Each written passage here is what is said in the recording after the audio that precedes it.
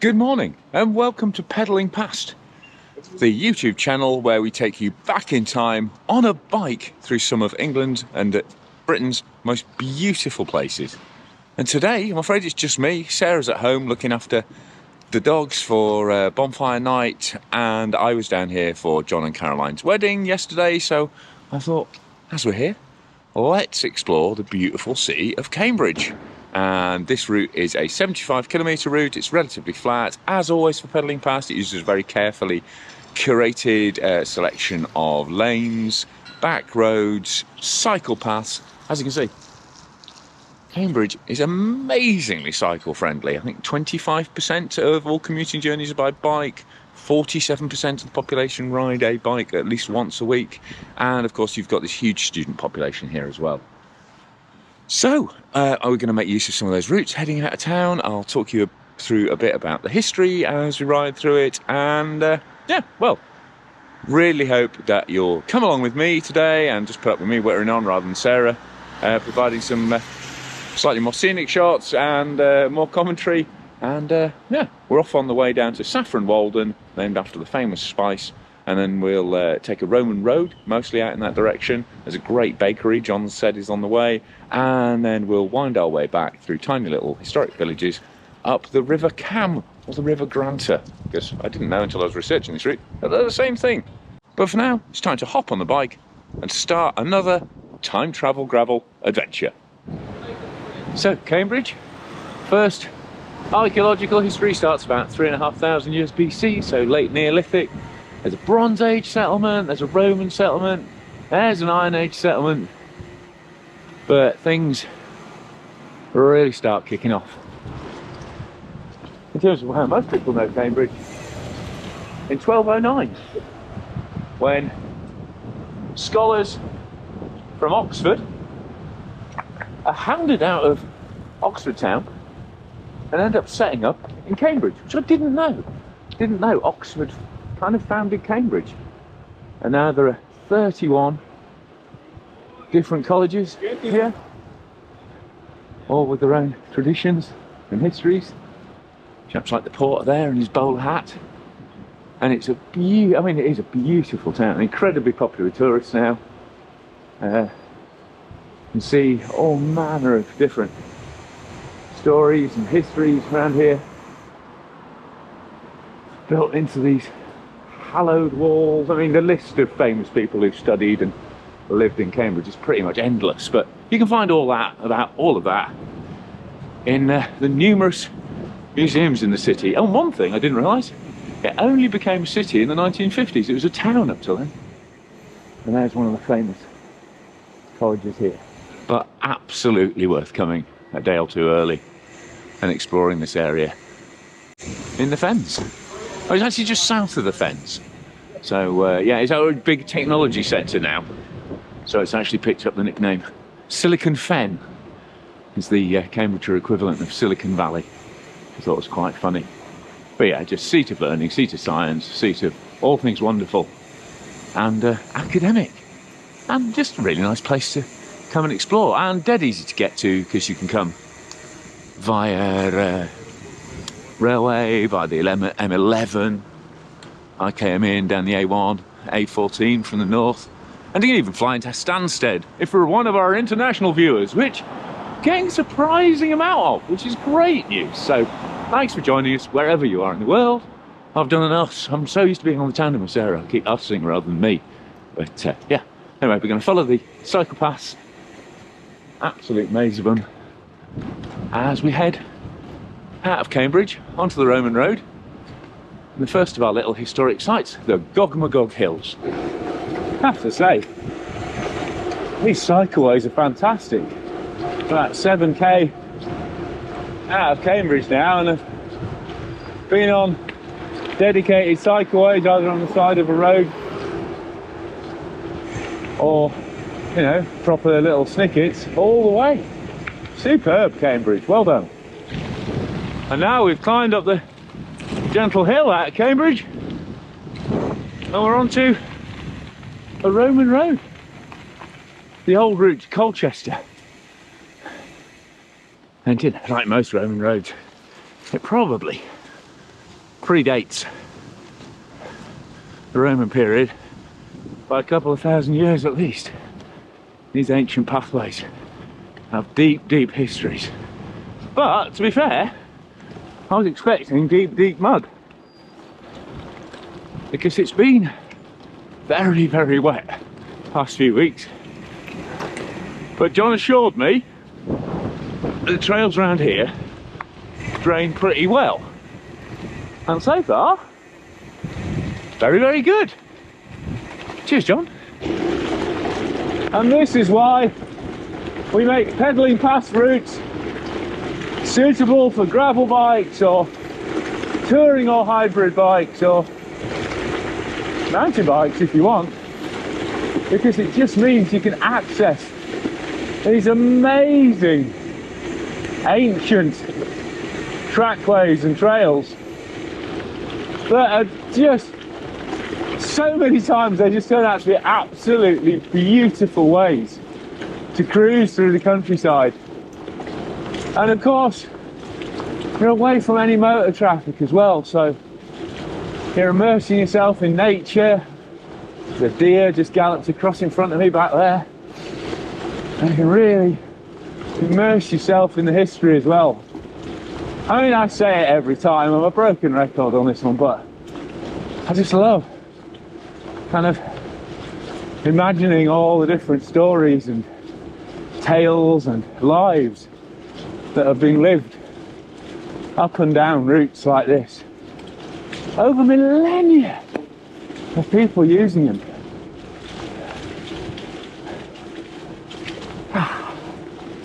And in the woods behind me here is Wandleby Ring, Bronze Age and Iron Age hill forts, because these are the Gog Magog Hills, named after Gog, the Celtic sun god, and Magog, Celtic horse god. And there's actually old historical records of hill figures being carved in these hills. Just little rolling hills. I mean, they're nothing massive, but quite significant for this area because it's flat otherwise. And they tried to find them in magnetometry surveys, and some people say they have, others people say they haven't. But and you also parallel, if you look out over the fields, with the Fleam Dyke, which is an ancient prehistoric or potentially Viking, Anglo-Saxon, probably all three, boundary earthwork. So, yet again, another area rich in history. But for now, it's further off down the Roman road. And on a crisp November morning like this, I can think of no finer way to experience ancient Britain than on a bike. And while a lot of people's expectations of Roman roads is, you know, massively overbuilt, cobbled stone highways, most of them would have been just like this. Just loose, compacted stone, well, just compacted stone that drains a bit easier, doesn't get dug up in the mud. It's only really in the towns that you see cobbled roads in the Roman period. But then you don't see tarmac roads again, really, until the 20th century. So the fact they put this incredible network together is still staggering. And they make for fantastic riding today. Arrow straight, normally a really forgiving gradient. They're essentially the sort of reclaimed railway tracks of 2,000 years ago. So always, if you're planning your own historical route, always look out for Roman roads. Not just because, well, they're Roman, but because they're generally exceptionally good riding as well. And there's the considerably less enjoyable to ride modern equivalent. Exactly why pedalling past exists. And they're quiet now as we move into winter, but I bet these hedgerows are absolutely teeming with life. And by the look of them, blackberries. in spring and summer. So, just done a few hundred metres on the road, past Chilford Hall Vineyard, but now we're heading off-road, up to the water tower, and then into Linton, where John assures me there's an absolutely fantastic bakery. I do like a good water tower, even a brick one, just interesting things. And plus, from up here, you can see where we're going next. Down into the village and then over towards Saffron Walden itself. What a day! But apparently this bridleway can get a bit spicy. It's clean, but it can be a bit of a river if it's been raining a lot, which it has. Oh, actually, this is very lovely. Very nicely surfaced. Broad descent. But as always, you know, you'll be sharing the trail with lots of other people, so take your time, be nice, say hi. I guess most of the things we're heading towards on Pedalling Past have been there for at least a few hundred years, so they can wait a bit longer for you to get there.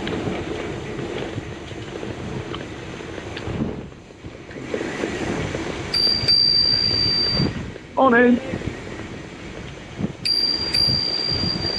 Sorry, thank you very much. Thank you. And this is Linton on the River Cam.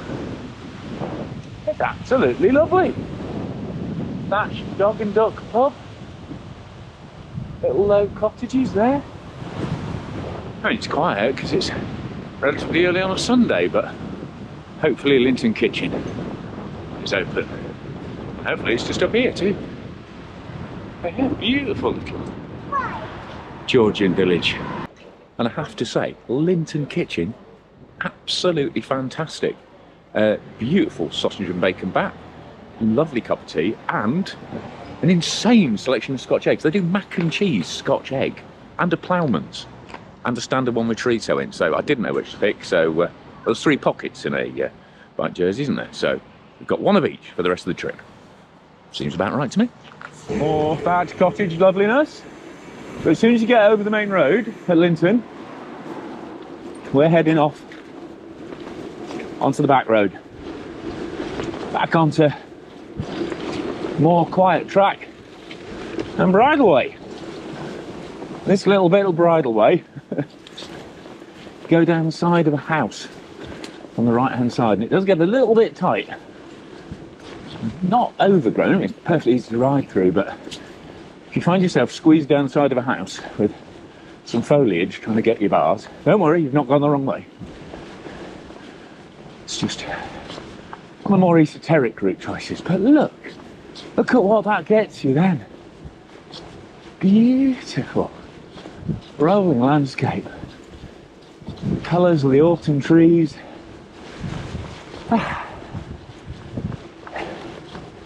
Fabulous.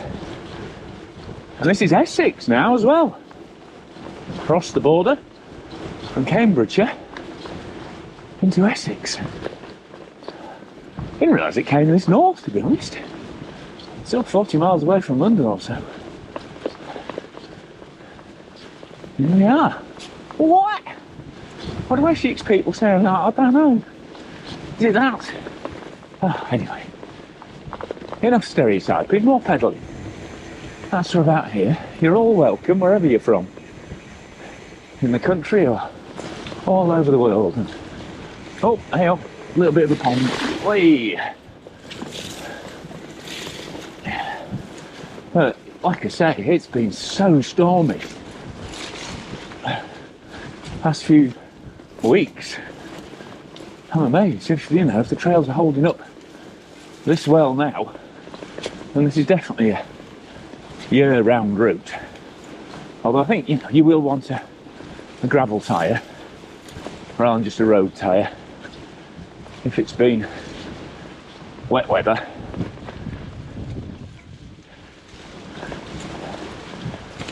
And while we're talking tyres and technique and things like that, I don't normally do that. That's my other channel, that's Guy Kez TV. I do all my bike testing stuff. But if you're not used to riding along little ribbons of trail like this, always look as far ahead as you can. So when you start looking down at your front wheel, that's when you kind of start oversteering and bumping into the edges, and that's when it gets into a mess. Just look a long way off, far as you can down the trail, and your bike will just kind of make its way there. Bikes always go where you're looking, so always look at where you want to end up, not at the tree or the pothole you don't want to hit. And then soon enough you'll be back out on something a bit more easily navigable. Perfect. More wide open dirt roads through the estate. Lovely gradients, just really nice rolling climbs and descents. Just enough to justify that bacon and sausage butty. Oh, it's a bit wet here though. Don't put your best shoes on, and maybe waterproof socks. It has been really wet. But it still rides really well. Just there's good tracks underneath. And this is the little village of Ashton, which of course has beautiful thatched cottages. It even has a little museum with a cash cafe. It's open on bank holidays and Sundays through the summer. It's also one of the potential sites for the Battle of Assendon, where King Canute defeated Edmund II, Saxon king. Danish king was Canute, and then set about trying to defy all kinds of things, including the sea, famously, if you know the King Canute stories. But what a beautiful little place. Here you go. Here's the Rose and Crown pub, and there's the thatched cottage loveliness. Oh, don't worry, I don't think that is actually a crime scene. I think it's just Halloween. Oh, beautiful. Places we take you on this channel, eh? We do spoil you. But don't get carried away like I just did. Keep your eyes peeled for this little bridleway entrance down here. After those white railings are a good signpost. And just turn off to the left and we'll see where this takes us. Hopefully, a nice bucolic countryside route into the back of Saffron Walden. Well, it is a bit of a slip and slide when it's wet like this, but so I think it's one for the more adventurous gravel bikers and mountain bikers in winter. But it runs past this beautiful little stream, these little cottages, so it is very, very picturesque, and it would be very easy to find a workaround on the road, or just push some of the sticky sections like that one. But in summer this is going to be absolutely fine, I'm sure, and it's doable even on a gravel bike with slicks. So yeah, up to you. There's quite often a bit of make your own mind up sections on our routes, but we always try to flag them up and let you decide whether a few bits of walking or sliding about a bit are worth gorgeous little wooded sunlit sections like this, but you'll never find, well, quite confident you'd never find any other way. You're not going to find these when you're driving about. Oh, it's idyllic. Little shutterboard cottage there. And on we go, following the stream. probably one of the tributaries of the Cam, to be honest, because it originates near here and it flows up to the Great Ouse and eventually to King's Lynn. We've obviously done a pedalling past route, and it's part of the Rebellion Way route around Norfolk I put together for Cycling UK. So make sure you check out those as well if you're enjoying this kind of thing.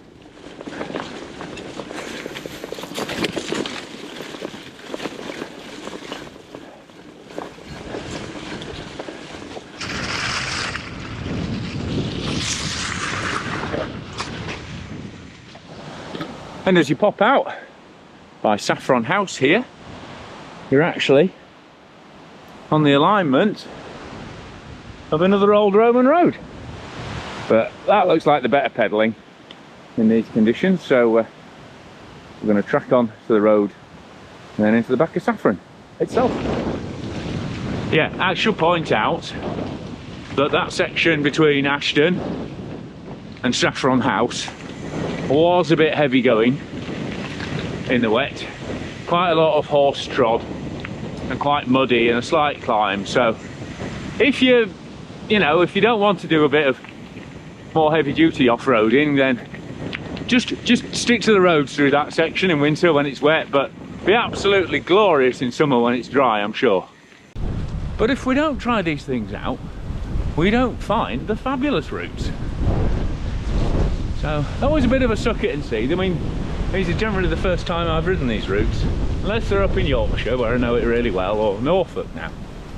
But routes like this one, there's an exploration element that you're coming along with. And this section, by the way, is actually a river. And now we're rolling into Saffron Walden. It's got some super cycle paths.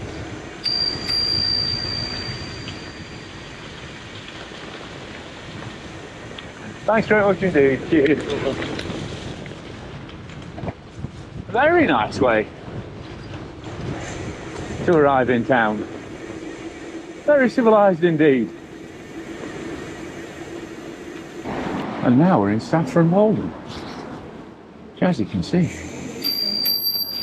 Thank you. Beautiful old town. It's mentioned in the Doomsday Book. It's got some earlier sections as well. But got its name from the fact they used to grow the saffron crocus here in the 16th and 17th century. And where it found its fame and fortune. That kind of died out in the 18th century, so it became a woolen town. But lovely spot, and just over halfway around the route. So ideal for a tea or coffee stop. And plenty of places by the look of it. And the first settlement, Saffron Walden here, was in the Neolithic period. So almost continuous occupation throughout. And stunning church here, St Mary's, is the highest spire in all of Essex, and it's the largest parish church in Essex, and great space for a lunchtime stop. And there's 2 bike shops as well. There's Newlands, and I literally just bumped into Liam. He was riding in, he'd been out for his ride, recognised me and the GoPro, said hello. It's a bit of a shock when that happens at traffic lights or just in the middle of nowhere, but yeah, great to see him. So he can sort you out at Newlands Cycles. And then there's another shop, which is a coffee shop as well, called Cafe Convelo, I believe. So I'm just going to roll down and check those out now. But yeah, lovely, lovely spot. Really is pretty here. Saffron Walden.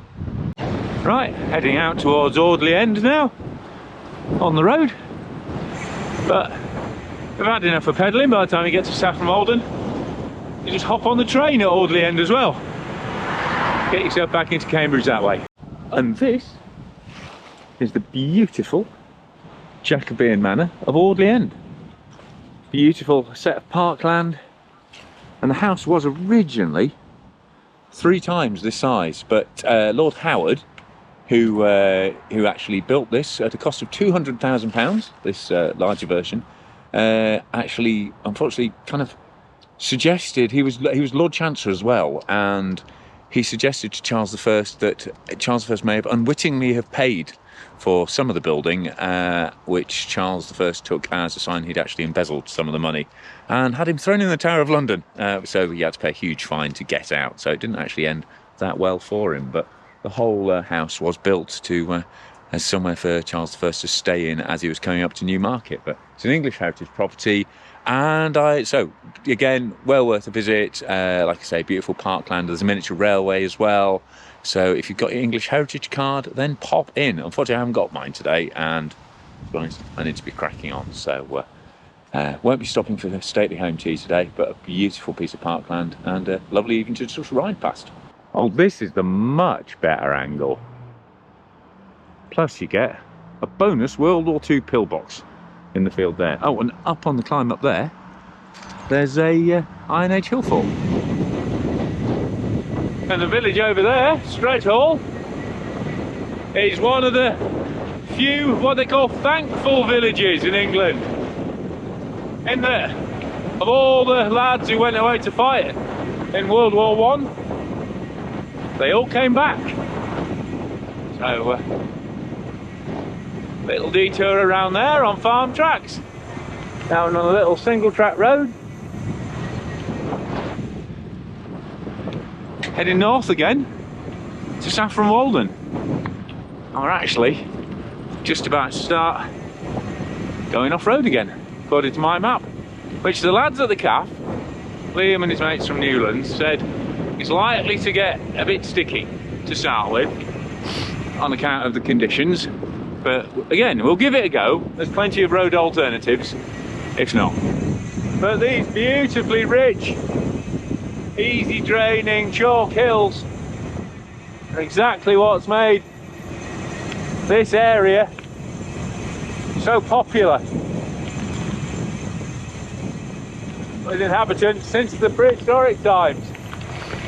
And the track we're on now is actually part of the Icknield Way trail, which runs all the way from the end of the Ridgeway down in Buckinghamshire to the start of Pedder's Way, which runs all the way up to the Wash.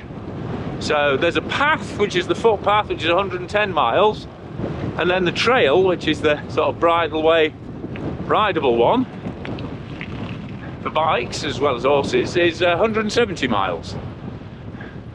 So, and it jinks and jiggles around a bit, does the trail, but it generally follows this ridge of chalkland, this ancient, really fertile sort of highland corridor right across the south of England. Although interesting, apart from forts, there's not much in the way of tumuli and burial mounds marked in this area. Maybe they just haven't found them, haven't been looking for them, or they've been ploughed out, but certainly not as many as you get on the Ridgeway or even Pedder's Way, as it happens. Well, I have to say, so far, it's not been bad at all. There was a big descent across the field, that was fine. And now we're onto this lovely little covered droveway. And it's always a sign that you're on an old cattle drove, and everywhere is covered in nettles. So there's one thing nettles love, it's soil with a high urine content. So if there's been cattle driven down it, you're likely to get a lot of nettles. But luckily they're fairly low at the moment. I don't appear to be in a stinging mood. So, rolling along. A lovely bit of single track. Oh, just watch out for the dangly brambles. Again, where are you going to find this on a car drive, and when are you going to cover this much ground on foot? The bike's the answer, always, always. But you knew I was going to say that. And now we're in Great Chesterford, and that is the Crown House, which was a coaching inn and staging post for racegoers coming up and down to Newmarket.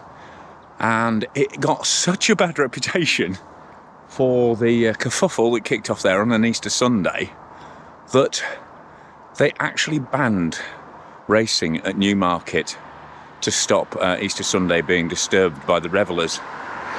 I've got Crown House behind us, and it looks like it's somewhere you can stay now. So if you do stay there, make sure you keep your make sure you behave with your Easter eggs if you're down around that time. And if you know your basic place name, so etymology sort of elements, you'll know that Chester or Caister often means Roman fort. Obviously you've got ford for the ford over the Cam, so perhaps not a surprise that this area was a Roman settlement as well. We're actually going past the site of the old Roman town now. Set up in AD 70, so early on, the Claudian invasion, and then was finally walled in the 4th century, probably due to raiders coming in from the coast. Actually, probably if we go down here, this is where your Roman remains are in there, and it's now a hardcore tip. Oh, how the mighty have fallen. Well, the whole area has been inhabited ever since. I think, if I've got my notes right, I'm thinking of the right place. It had 38 inhabitants in the Doomsday Book. Sorry, 38 households in the Doomsday Book. To give you an idea of sort of size of settlements back then, 1086, when they did the first kind of national audit, that puts it in the top 20% of large settlements in England. Really was very, very sparsely populated back then. But unfortunately, very short section of busy road coming up, so just mind yourselves as we cross back over the M11. Don't worry, we're not going on the M11. We just have to nip over it via a series of roundabouts. But it's literally only a couple of 100 metres. So it's walkable if you're nervous. And this is the village of Hinxton, which of course has a listed church from the early medieval period and thatched cottages because, well, oh, it's a nice half timbering as well. Because that's just standard around here. It's standard that everywhere's beautiful. And here we go. Back across the Cam, or the Granta, whatever you want to call it. But to be honest, that Ford, it looks like she's running a bit deep today. So yeah, I think I'll take the bridge. I'm coming back through Hinxton and Duxford now. Just all beautiful little villages with country pubs like this. I mean, oh, shame I need to get back to Cambridge really. I could, so many places just to stop and chill out, but I had a big old chat with the cyclists at Café Convelo in Saffron Walden, so I'm a bit behind schedule if I'm getting back up north tonight, so I have to wait for next time all the barleycorn. And the other thing Duxford is famous for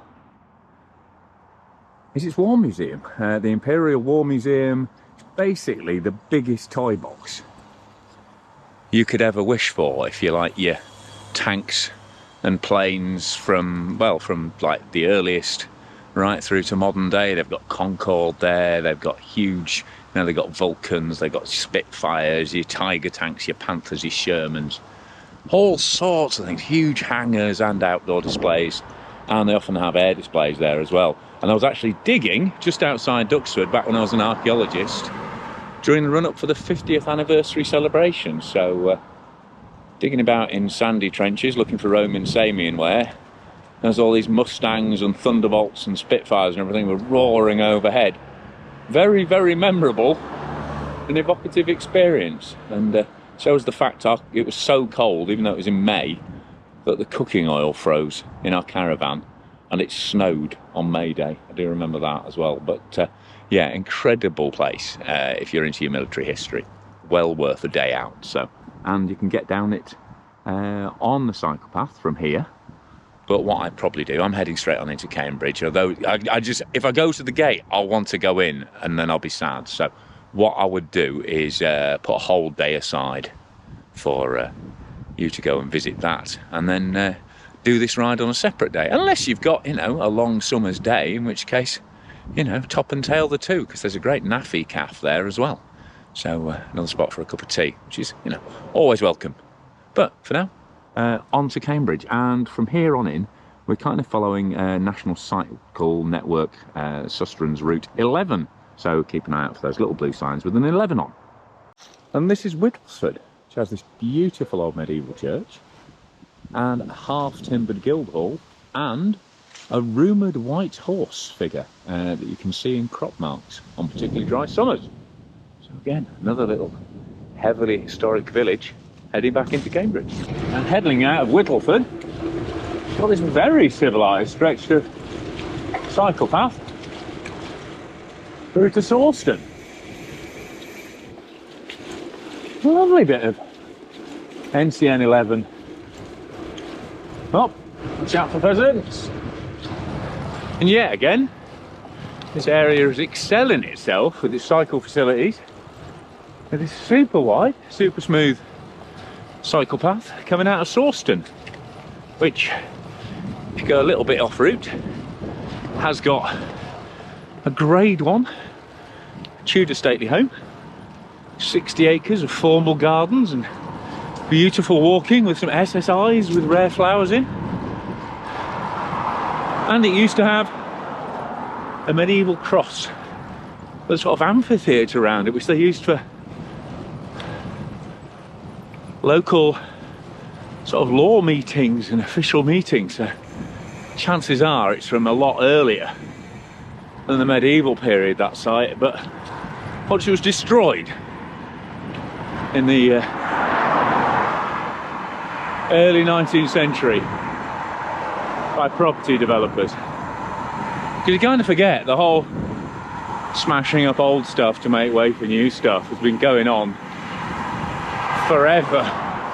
You know, the number of castles you see, even the one in Saffron Walden, I think I completely forgot to mention, now mostly pulled apart for stone for the surrounding buildings, because, you know, they were the well, I guess the kings of sustainability back then. I guess sustainability was even more key back then, when, you know, getting things like building stone and everything else like that was even more labour intensive. So yeah, it's good they reused it in a way, even if it's not great for the history. But they could have left a cross alone. That would have been nice. Although, to be honest, I completely missed Sawston. Just skirt around the outskirts. Anyway, I'm waffling on. Just had a Danish cake, just had a Danish bun from Fitzbilly's. Fantastic little deli in Cambridge. Picked it up yesterday, been saving it until now. Had me ploughman's Scotch egg. Haven't got my mac and cheese, because I thought I'd go for a Scotch egg roulette. So I haven't labelled the bags, so that might be one for the journey home. Anyway, gosh, I really am rambling on. Nearly home, nearly back to Cambridge. But yeah, props for yet another glorious cycle path. Thank you, Cambridge. It's just done about 6 or 7k cycle path into town. Now going past the skate park. Just loads of kids, loads of commuters, loads of serious riders. All right, just it's kind of great that it's here in Cambridge, but so frustrating you don't see it in other places. This is what it could be like, you know, going back to those stats at the start. 25% of commuting journeys by bike. 47% of people in Cambridge ride a bike once a week. All those car journeys saved. All that pollution saved. If there's anything you can do about it in your area, you know, come and ride in Cambridge and then go home. Just try and start campaigning. It's really fired me up. try and get more done at home, it really has. Because this is pretty much idyllic for riding. I mean, yeah, it's flat, which helps, but there's loads of flat places in the UK, not everywhere's hilly.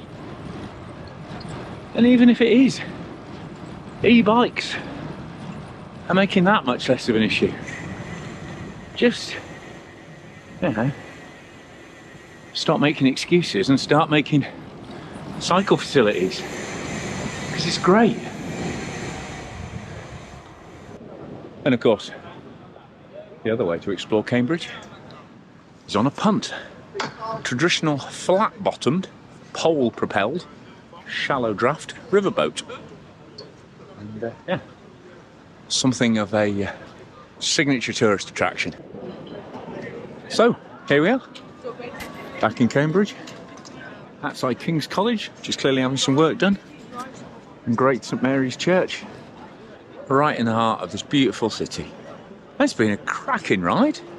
It's really good terrain. Great Roman road out. A bit sticky in winter, I think we're going to have to admit.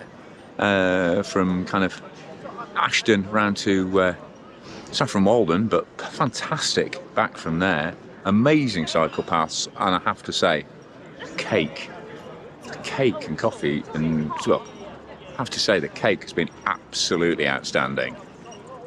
You know, it might be a seat of erudite learning and technology and academic, you know, superlatives, but also the bakeries. The bakeries are probably what that's what gets a first class honours from me, is the feeding. So obviously anything you want to know about the route, please get busy in the comments below.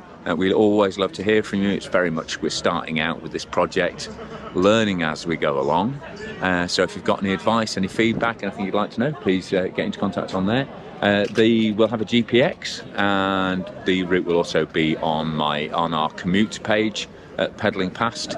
You'll be able to download the file from there, or just follow it on the Komoot cycle mapping app. And yeah, oh, and we've used what 3 words. And what I always forget to say at the start, if you've been watching the map, there's a little red dot in the corner. When you're riding along, that red dot signifies where you are on the overall map. So yeah, well, any feedback, always very welcome. And yeah, well, hopefully seeing me ride this route has enthused you to come and explore the Cambridge area yourself. It really is a fantastic place to come and visit, and very easy to get to, and with great facilities as well. I hope you've been okay with just being me this time, and no Finley in a backpack either. But for now, I've been Guy Kesterban from Pedaling Past, taking you on a time travel gravel adventure from Cambridge to Saffron Walden and back.